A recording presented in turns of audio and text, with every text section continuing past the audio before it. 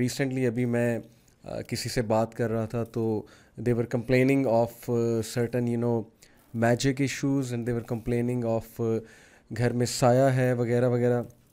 अच्छा, एक बात मैं क्लियर कर दूं कि बहुत से लोग जब कहते हैं ना घर में साया है, तो उससे अगर तो ये मुराद होती है कि घर में जिन है, तो एज़ पर डेफिनेशन ऑफ जिन्नात, तो इस डेफिनेशन के मुताबिक तो हर घर में साया है, क्योंकि हर घर में आसेब है, क्योंकि जिन तो हर जगह रहते हैं।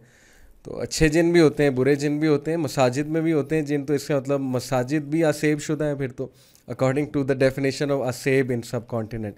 तो घबराने की कोई बात नहीं होती है। जिन हमारी तरह मखलूक़ात हैं और हमारे इर्द गिर्द रहते हैं, वो हमें वहाँ से देखते हैं जहाँ से हम नहीं देखते। तो ये कुरान मजीद में इफ़ेक्ट मैंशनड है, हमारी नज़रों से ओझल है। बहरहाल मैं समझता हूँ कुछ लोग जब ये कहते हैं कि आसेब शुदा है वो जगह, तो व्हाट दे मीन इज़ कि वहाँ बहुत शरारती जिन हैं और ईवल इफ़ेक्ट्स हैं वहाँ पे। ये this is what they actually mean. तो जो भी है, अगर आपको शक है कोई आसेब है कुछ है, तो सूरह अल बकरा से पावरफुल कुछ भी नहीं है। प्रॉफिट सल्लल्लाहु अलैहि वसल्लम ने कहा कि जादूगर और शयातीन सूरह अल बकरा से डरते हैं। तो सूरह अल बकरा को बहुत लगाएं अपने घरों में। इवन अगर जिन्नात, शयातीन और ये मैजिक के इफ़ेक्ट्स नहीं भी हैं, वैसे ही घर में लड़ाई झगड़े हैं, नहुसत का सा एक आलम है। और आप समझते हैं आपस में तलखियाँ हैं बड़ी, सूरह अल बकरा लगाना शुरू कर दें, अपने पोर्शन में लगाना शुरू कर दें, जैसे भी स्टार्ट करें सूरह अल बकरा को। बट हैविंग सेड इट, हमारा मिशन ये है कि हम सूरह अल बकरा में जो फ़लसफ़ा दिया अल्लाह सुब्हानहू तआला ने, और सूरह अल बकरा का जो मैसेज है उसको एब्जॉर्ब करें। और हमारे लिए रिफ्लेक्शन है सूरह अल बकरा, और इसकी तासीर ऐसी ज़बरदस्त है कि जो इसको एक बार सही से समझ लेगा वो फिर चेंज ही इंसान होगा, वो फिर सेम इंसान नहीं रह सकता। बल्कि अक्सर मैं ये बात करता हूँ कि माशाल्लाह मैं तीसरी बार तकरीबन पढ़ा रहा हूँ सूरह अल बकरा, 2 बार मैंने कहीं और पढ़ाई।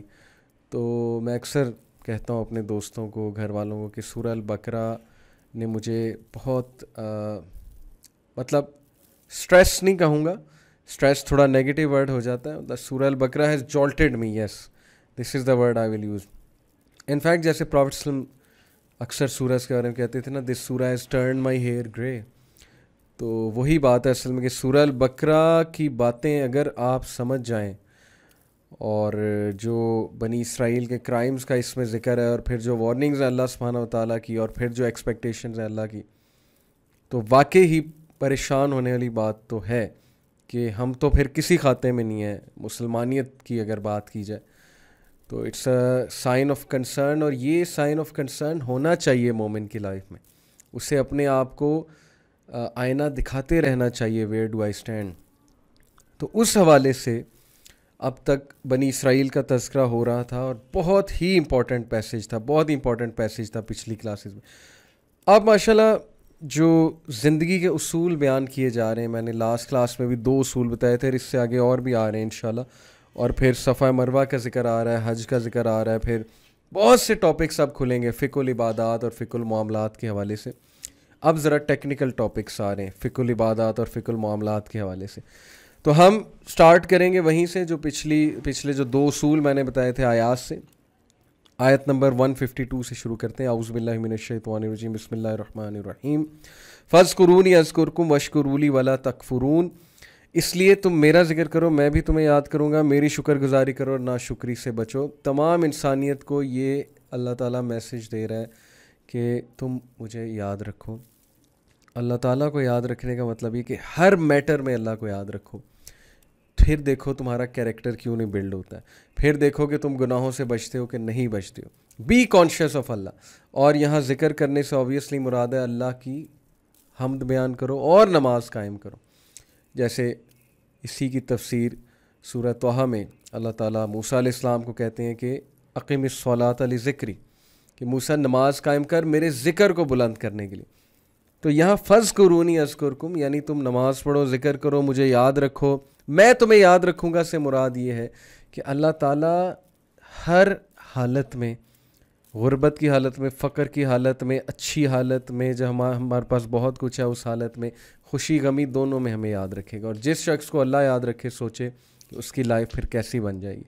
और फिर इसी के ऑपोजिट जो वार्निंग है उस सूरह हशर में है, आयत नंबर 18 में, आयत नंबर 19 में अल्लाह ताला कहते हैं वला तकूनु कल्लज़ीना नस्सुल्लाह फ़अनसहुम अनफुसहुम उलाइका हुमुल फ़ासिकून। क्या तुमने देखा उस शख्स को जिसने हमें भुला दिया तो हमने उसका आप उसे भुला दिया, और यही लोग फासिक हैं। यानी अपना आप भूलने से मुराद है कि वो ख़त्म, उनकी सोच ख़त्म हो गई, उनकी सोच दुनिया से आगे जाती ही नहीं है, उनकी सोच मटीरियलिस्टिक चीज़ों से आगे जाती ही नहीं है, उनके लिए क्वेश्चन ही नहीं है कि कल मैंने मरना है तो मेरे कुछ अमाल होने चाहिए। वो कहते हैं ये क्या फजूल सवाल है।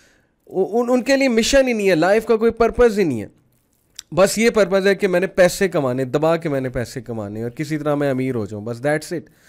तो वला तकूनु कल्लज़ीना नस्सुल्लाह फ़अनसहुम अनफुसहुम उलाइका हुमुल फ़ासिकून। फिर वो भूल जाते हैं अपने आप को, they stop working on their self, they stop working on their spirituality, that's it. और ये बहुत बुरी कंडीशन है, अल्लाह हमें इससे बचाए, हम पनाह मांगते हैं। तो मेरा जिक्र करो, मैं भी तुम्हें याद रखूँगा, मैं तुम्हें भूलूँगा नहीं।